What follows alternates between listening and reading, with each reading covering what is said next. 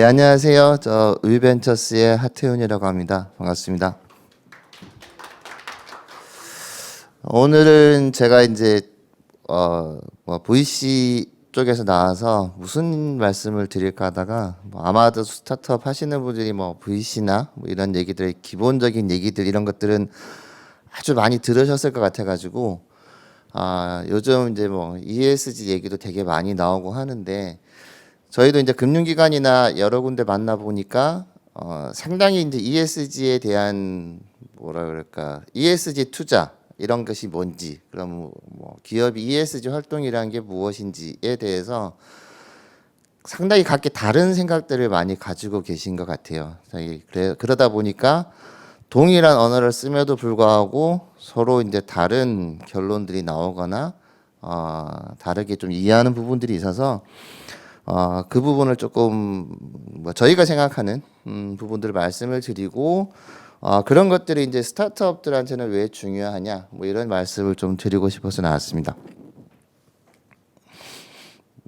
저희 회사는 간단하게 좀 설명을 드리면 아직 설립한 지는 3년이 안 된 VC 입장에서는 저희도 스타트업 아직 3년 안 된 초기 기업입니다.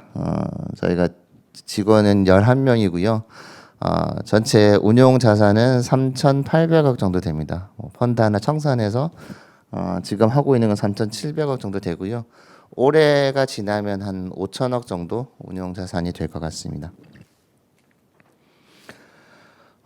저희 회사의 모토입니다. 모토고 저희는 스타트업 이런 분들이 좀 세상을 변화시키는 그런 세상에 좀 투자를 한다 이런 것들을 모토로 가지고 있고요. 함께 저희가 그들의 친절한 동반자 또는 도움이 되는 사람이 되고자 노력하고 있습니다. 저는 간단하게 설명을 드리면 이제 처음 삼성전자에서 잠깐 근무를 하다가 98년도부터 이제 VC에 왔습니다. 그래서 아마 제 1차 IT 버블 1차 벤처 붐이라고 얘기하는 그 시절부터 해서 VC나 이렇게 창업이나 스타트업 중소기업의 암흑기도 거쳤다가 2008년 금융위기도 겪었고 그 뒤에 다시금 이렇게 모바일 시대가 오면서 살아나고 제2의 벤처붐이 있는 지금까지 쭉 겪고 있는 중이고요. 몇 가지 상도 수상하고 그랬습니다. 자, 오늘 주로 말씀드릴 거는 ESG인데요. 이제 그 얘기부터 드리겠습니다. 제가 이제 98년도에 이제 VC에 왔지 않습니까? 여기 기억을 하시는 분이 계실지는 모르겠지만, 우리나라가 이제 IMF를 맞기 전에는 모든 회사를 볼 때 매출만 봤어요. 매출이 짱이었습니다. 매출이 짱. 그래서 정경련 이런 데서도 매출 제일 높은 기업대로 이제 자리를 쭉 앉게 하고. 그러니까 이제 기업들이 매출을 늘리면 무조건 다 됐어요. 그리고 좀 어려우면 정부가 금융 지원도 해주고 이렇게 하면서 다 아시겠지만 대마불사 이런 얘기도 나오고. 그러니까 매출만 하면 되니까 되게 문어발식으로 이제 회사도 막 늘리고 엄청 많았죠. 계열사도 많고. 그러다가 IMF를 딱 맞았습니다. IMF를 맞고 나서 그때 되게 많이 나온 얘기가 뭐였냐면 현금 흐름, 캐시플로우 이런 얘기를 되게 많이 했어요. 매출이 많더라도 현금 흐름이 안 좋거나 회사가 이익이 안 나오고 나면 망할 수도 있구나. 그러면서 그거를 지나고 나서는 투자자들이 기업들을 살펴볼 때 매출뿐만 아니라 이익 그리고 이익이 나더라도 중간중간에 캐시플로우가 막혀서 흑자부도 이런 것까지 이제 보기 시작했어요. 그러다가 이제 그런 것들을 계속 보고 조금 시간이 지나서 이제 코스닥이나 거래소에 상장된 회사들을 보니까 중간중간에 횡령 배임 이런 것도 많이 튀어나오고 막 그런 거예요. 직원들 돈도 횡령하고. 그러면서 회사가 매출, 이익, 캐시플로우가 좋더라도 내부의 통제 시스템이 잘 안 갖춰져 있으면 회사가 한순간에 훅 갈 수 있구나. 그러면서 2003년 정도부터 2010년 정도까지 한국 거래소나 이런 데서는 되게 내부 통제 시스템 미비 이런 걸로 탈락이 많이 되고 그랬어요. 이 말씀을 왜 드리냐면 이제 시대가 쭉 바뀌면서 그 기업의 가치에 영향을 주는 요인들이 되게 많이 달라지고 있고 투자자들이 보는 부분들이 달라진다는 거예요. 그래서 지금 최근에 ESG라는 얘기가 많이 나오는 것들이 그러면 지금에 있어서 기업의 그냥 단순한 재무적인 상황, 회사의 사업성 이외의 것들 중에서 기업 가치에 가장 영향을 주는 게 뭘까? 이렇게 봤더니 어떤 환경적인 요소, 그 다음에 소셜적인 요소, 기업의 가버넌스 이런 것들이 기업 가치에 영향을 많이 주더라는 거예요. 예를 들면 뭐 포스코나 이렇게 이제 제철 회사들 같은 경우는 탄소 발생 비중이 되게 높잖아요. 그래서 이제 ESG, 그러니까 외국에 있는 글로벌 투자자들은 그냥 심플하게 이렇게 생각하는 거예요. 앞으로 포스코는 시간이 지나면 지날수록 이런 환경적인 문제에 대해서 비용이 상당히 높아질 수 있겠구나. 왜냐하면 각국의 환경에 대한 규제가 심해지기 때문에 비용이 높아지니까 포스코의 수익률은 되게 떨어질 수밖에 없겠구나. 그래서 그것들을 해소하지 않으면 우리 펀드에서 포스코나 뭐 현대제철이나 이런 회사의 편입 비중을 줄여야 되겠다. 이렇게 생각을 하는 거예요. 또 하나는 S 같은 문제도 여러분 지난번에 뭐 GS에서 GS25에서 이제 포스터에서 어떤 손동작 가지고 이제 젠더 이슈가 생기고 뭐 남양 유업 같은 데서 뭐 이런 문제가 생겼을 때 잘 생각해 보시면 예전에도 기업들이 그런 행위들이 되게 많았지만 뭐 언론에서 얘기하고 사람들이 욕 한번 하고 그냥 이렇게 많이 흘러갔었어요. 근데 지금 MZ 세대나 이런 세대들은 보면 그런 문제가 딱 생겼을 때 즉각 불매 운동을 한다거나 이렇게 생기죠. 그래서 그런 어떤 회사의 사회적인 악영향을 미치는 또는 뭐 그 기업 내에서 작업장의 환경이 되게 안 좋아서 뭐 작업장에서 이제 재해, 산업재해 같은 게 많이 발생하거나 이러면 소비자들이 아주 즉각적으로 반응을 합니다.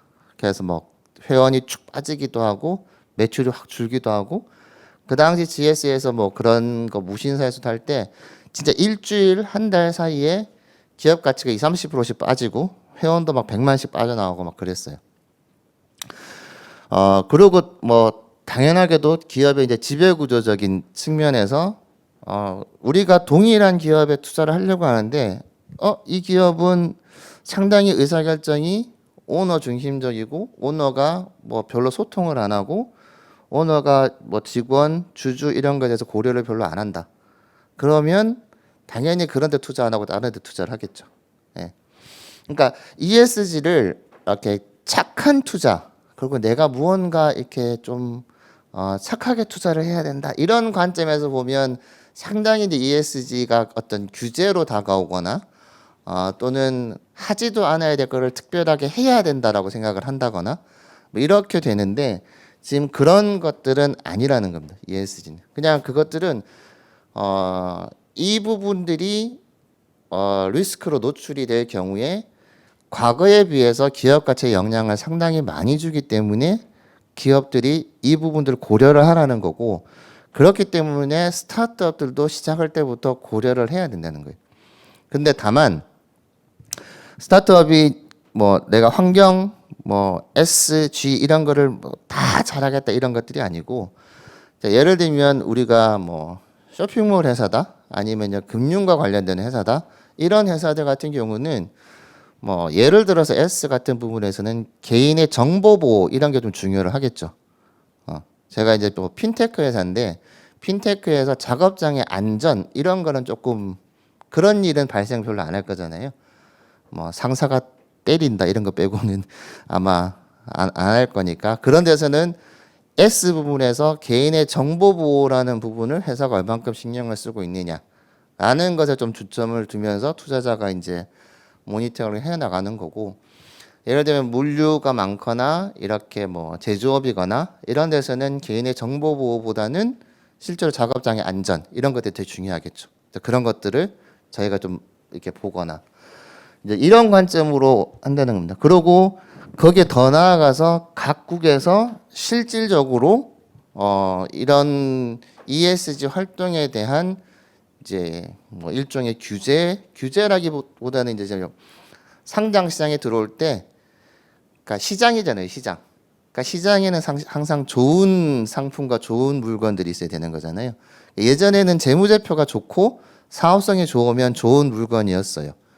근데 지금은 이런 회사들이 실제로 탄소 배출도 좀 적게 하고 또는 회사의 작업장의 안전 문제도 괜찮고 개인의 정보도 잘 빠져나가지 않는 게 좋은 상품이 된 거예요.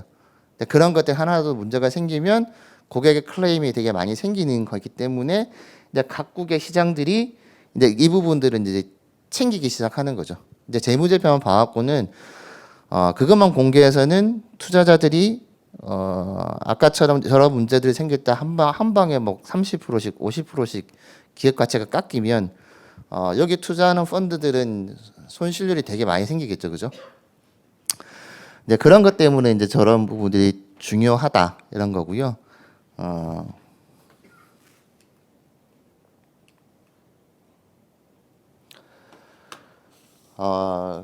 뭐 앞에서 이어지는 얘기겠지만 이제 어떻게 돈을 버느냐보다 이렇게 그러니까 돈을 버는 것보다 어떻게 버느냐 이런 것들이 되게 중요하게 됐고 같은 값이면 사람들도 그런 기업들에 대해서 더 많이 선호를 한다거나 뭐 더 많이 선호를 안 하더라도 그렇지 않은 기업에 대해서는 되게 발빠르게 대응하고 행동을 하게 되는 것 같습니다. 그래서 그 사람들이 물어봐요. 그러면 임팩트 투자하고 뭐가 많이 다르냐 이런 얘기를 되게 많이 물어봐요. 근데 이제 해외 사실 ESG 펀드, 뭐 ESG 투자 그리고 ESG 투자라는 단어는 사실은 투자자한테서 먼저 나온 겁니다. 투자자한테서. 그러니까 뭐 캘리포니아 연금 펀드나 뭐 이런 데들이 블랙록이나 이런 돈 맡기면서 자, 니네 이제 재무제표만 보지 말고 요런 거 좀 봐. 왜냐면 요런 거 안 보니까 E나 S나 G 부분에서 문제가 생기는 기업들한테는 갑자기 이제 수익률도 떨어지고 기업 가치도 되게 떨어지니까 그거를 좀 많이 봤으면 좋겠어라고 해서 돈을 맡기게 되죠. 그러다 보니까 그냥 블랙록 회장이 계속 ESG 얘기를 하게 되는 겁니다. 그리고 그 ESG 펀드를 하는 데들은 목표는 딱 하나예요. 그냥 파이낸셜 리턴이 잘 나오게 하는 거예요. 그러니까 자기들이 보기에는 이게 착한 투자 이런 문제가 아니고 요 문제들을 해결해야 리턴이 잘 나온다는 거예요. 이런 거 잘못 건드리거나 회사가 이런 리스크를 잘못 지면 문제가 생기고 기업 가치 떨어지니까 이런 거 잘 관리하고 잘 리스크 관리해가지고 수익률 높여라. 이런 게 이제 ESG 펀드나 ESG 투자가 추구하는 방향이고요. 물론 이 안에서 보면 이제 임팩트 투자라는 것도 어떻게 보면 중첩이 되는 부분들이 있겠죠. 근데 이제 이 임팩트 투자는 사실은 파이낸셜 리턴이 조금 안 되더라도 물론 거기도 파이낸셜 리턴도 추구하고 다 하지만 이 비즈니스가 사회적인 영향력을 어떻게 선한 영향력과 사회적인 어떤 임팩트를 주는지 그것들이 먼저 우선이 되고 중요한 과제이기 때문에 그래서 이제 임팩트 투자에서는 그 이밸류에이션 평가라는 부분을 되게 중요하게 생각을 하는 겁니다. 그러니까 항상 이제 임팩트 투자할 때는 이 비즈니스가 사회적인로 얼마만큼 소셜 리턴이 되는지에 대한 평가 이슈가 항상 가장 중요한 이슈로 대두가 되는데 사실은 ESG 투자는 그렇게 얘기를 하진 않아요. 그냥 니네가 이거 잘 해가지고 리턴 잘 뽑아라 이런 거고요. 그래서 이제 ESG 평가를 뒤에 나중에 좀 보시면 뭐 예를 들어서 이 회사의 뭐 이사회에서 여성의 비율이 높다거나 직원의 여성의 비율이 높으면 뭐 S 부분에 좀 좋은 점수를 주고 막 그래요. 근데 이게 과거처럼 남녀는 평등하니까 뭐 평등주의 입각해서 뭐 여성들이 좀 많으면 여성의 사회 참여를 보장해서 뭐 이런 식으로 포장해서 이제 S 점수가 높다 이렇게 얘기하는 것이 아니고요. 얘네들의 관점은 그렇습니다. 자, 이 회사가 세상의 절반에서 인재를 뽑는 거하고 전체에서 예를 들어 50에서 인재를 뽑는 거하고 100에서 인재를 뽑는 거하고 어디가 더 좋은 인재를 뽑을 가능성이 높을 것 같냐. 그럼 당연히 100에서 인재를 뽑는 게 훨씬 더 좋은 인재를 뽑을 가능성이 높잖아요. 그런 관점에서 보는 거고요. 그다음 예를 들면 B2C 기업이나 이런 기업 같은 경우 소비의 의사결정의 85%가 여성분들이 이제 소비 의사결정을 합니다. 그런데 여기 보니까 남자가 되게 많아요. 그러면 그런 회사하고 비슷한 비즈니스를 하는데 여성이 되게 많은 회사가 있으면 당연히 여성 비중이 높은 회사가 고객의 니즈를 훨씬 더 잘 알 거라고 추정할 수 있잖아요. 같은 값이면. 그렇게 해서 하는 겁니다. 그렇기 때문에 여성 비율이 높은 데가 ESG 점수가 더 높고 이왕이면 똑같은 회사가 있으면 여기에 투자하는 것이 ESG 펀드로서는 맞다. 이렇게 이제 글로벌리 생각을 하는 겁니다. 그런 측면에서 이제 ESG를 좀 이해를 하셔야 될 것 같고요. 자, 그럼에도 불구하고 그래서 저는 이제 항상 물어보는 게 그럼 ESG 한참 얘기를 듣고 있다가 그럼 ESG 투자는 어떤 분야에 투자해야 돼요? 이러면 이제 또 얘기가 다시 처음으로 돌아가는 거죠. 그러니까 원래는 ESG 투자라는 것은 모든 기업에서 예를 들면 자기 회사가 환경과는 되게 무관하고 환경에 유의할 일이 없으면 사실은 이 부분은 크게 신경을 안 써도 되는 겁니다. 안 써도 되는 거고 S에 대해서도 외부적인 것들이 눈에 보여서 그렇지 사실은 ESG 그 펀드들이 실제로 그 회사의 ESG 지수를 볼 때는 S 부분에서 제일 많이 보는 게 그 회사와 그 회사 직원들과의 관계 이런 것들을 되게 많이 봅니다. 그러니까 직원들의 연봉이 동종업계 대비 뭐 좀 높거나 좋냐. 특히 요즘은 개발자들 때문에 그런 것도 되게 많이 봐요. 그래서 만약에 이 회사의 연봉이나 이런 것들이 낮으면 실제로 이탈할 가능성이 되게 높잖아요. 그러니까 이제 ES 점수를 낮게 주는 겁니다. 그러니까 올해 이제 블랙록에서 회장도 그 S 부분에서 직원과 이렇게 회사와의 관계, 회사 직원의 복지, 연봉 뭐 이런 것들을 되게 많이 강조했어요.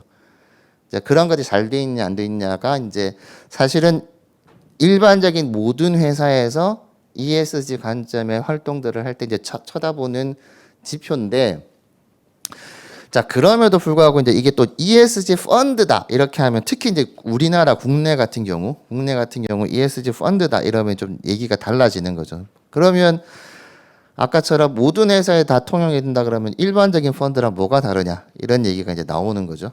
그러니까 뭔가 이제 이 회사가 하는 비즈니스가 뭔가 환경에 대한 개선과 어떤 사회적인 문제의 해결에 조금 이네이블 할 수 있는 뭐 이런 기업에 투자해야 되지 않겠어? 뭐 이렇게 되는 거예요. 그러면 이제 그 전에 이제 임팩트 투자나 기후테크 펀드랑 되게 중첩이 되기도 하고 막 그렇게 되죠. 그래서 해외에 이제 구글이나 테슬라나 애플 같은 경우는 자체적으로 저런 ESG 활동도 많이 하고요.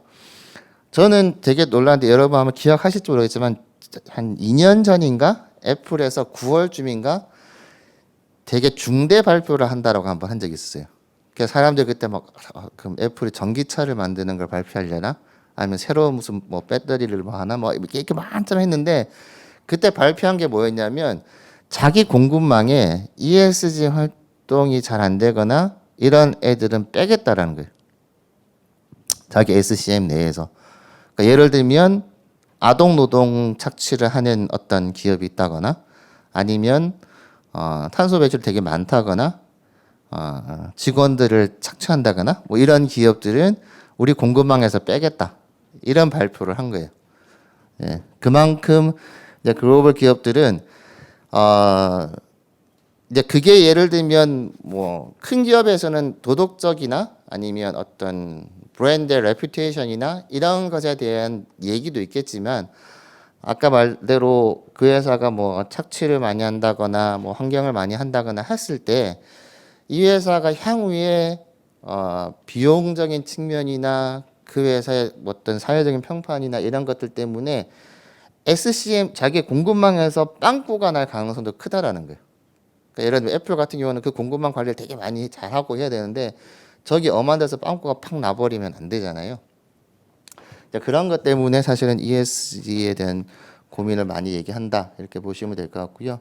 국내 기업들은 보면 대부분 다 뭐 임원들의 비중이 어떻게 돼 있냐, 뭐 은행 같은 경우, 뭐 투자회사 같은 뭐 미래에셋 증권 같은 경우는 그런 선언을 했어요. 탄소 뭐 석탄 발전 이런 데 투자를 안 하겠다. 뭐 이런 거 많이 했었고 LG 같은 경우도 높은 점수 받았던 거는 뭐 중소기업과 협력업체의 상생이 되게 좋다. 뭐 이런 식으로 이제 글로벌 평가 기관에서 평가를 받았습니다.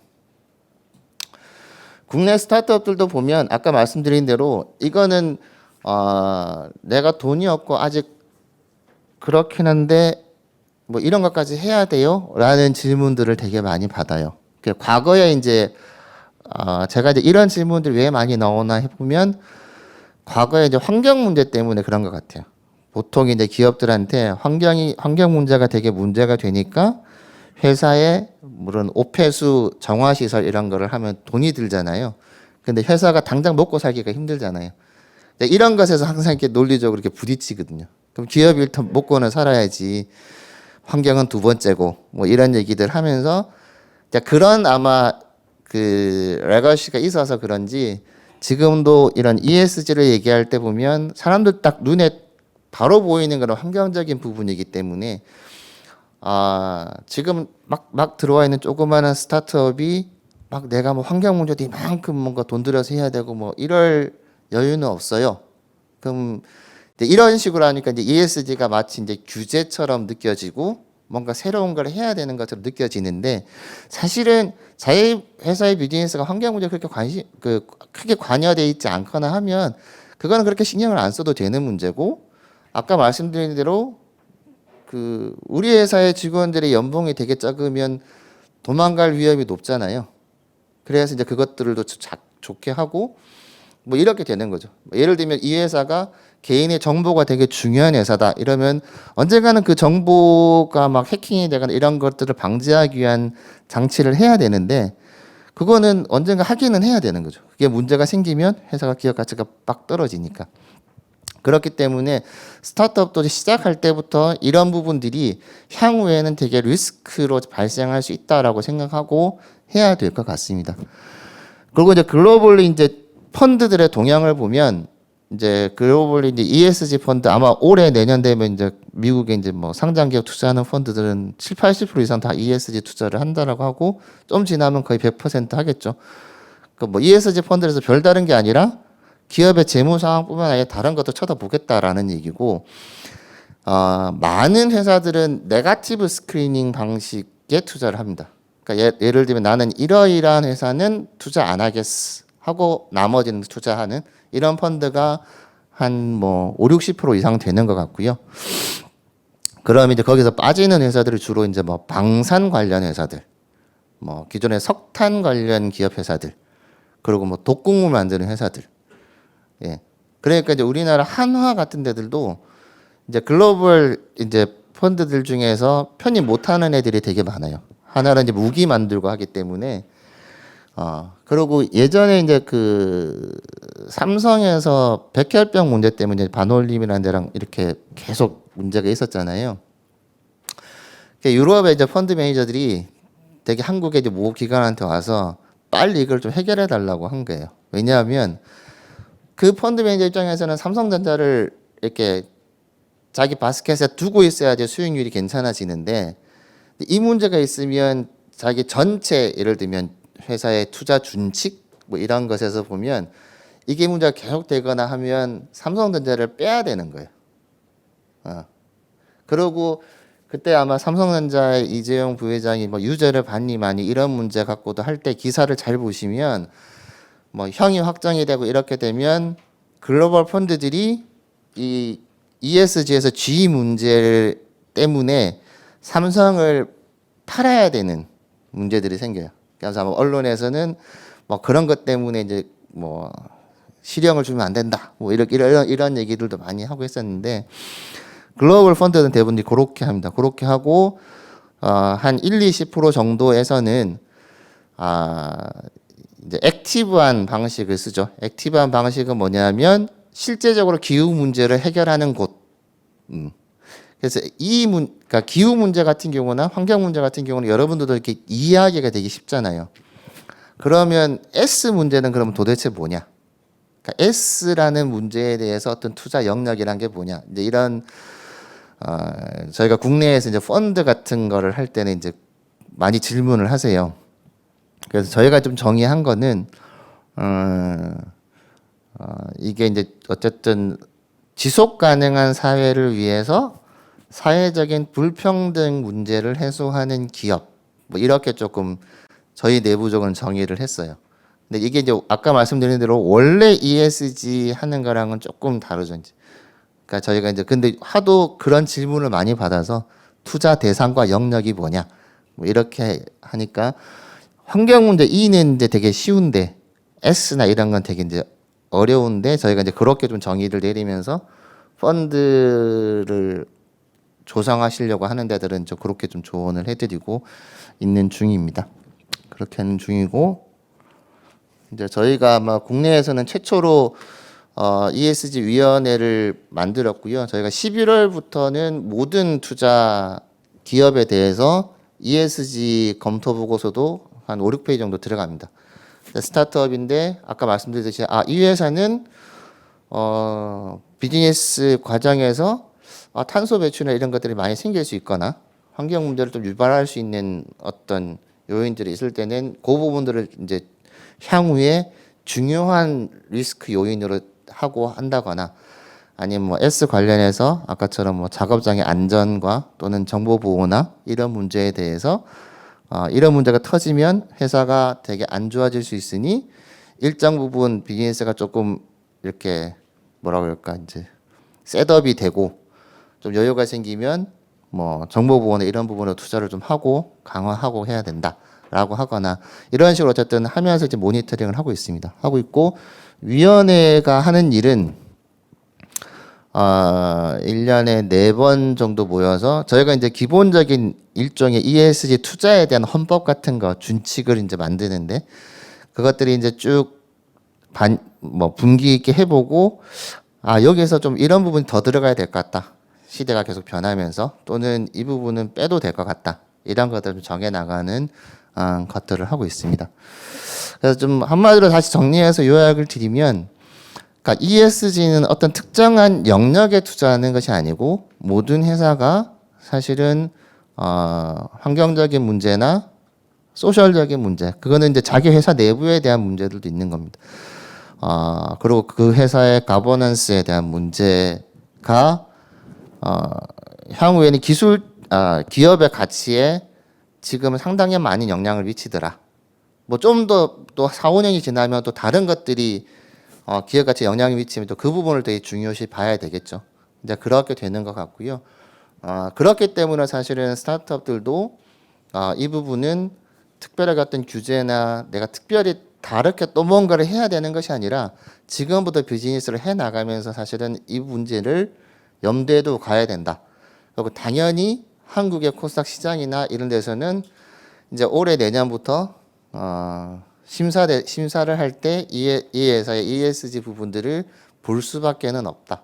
이렇게 생각을 하기 때문에 스타트업들한테도 어떤 색다른 것이 아니라 지금 시작할 때부터 이런 부분들이 향후에 이제 회사의 리스크 요인이라는 거죠. 그러니까 리스크 관리 차원에서 쭉 봐볼 필요가 있다. 이렇게 생각을 합니다. 예, 이상 마치도록 하겠습니다.